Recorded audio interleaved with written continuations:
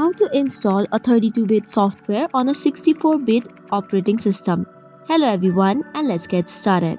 On today's video, we'll be learning how to run a 32-bit program on 62-bit Windows. So to start up with, click on the search bar and search for Control Panel. Once it is open, go to Programs and Features, and then you will see this option. Click on Turn Windows feature on and off. Once you tap on it, it will open a new dialog box. Hereby search for Internet Information Services and tick on it.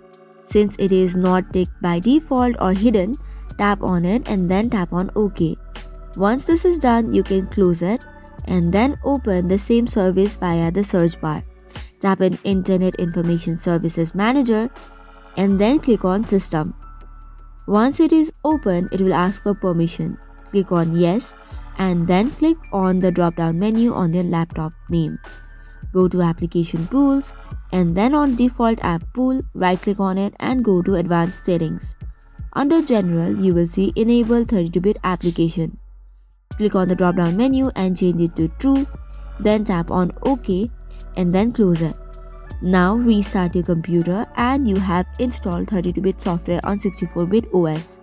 That is all for today's video. For more such contents, do not forget to hit the like and subscribe button.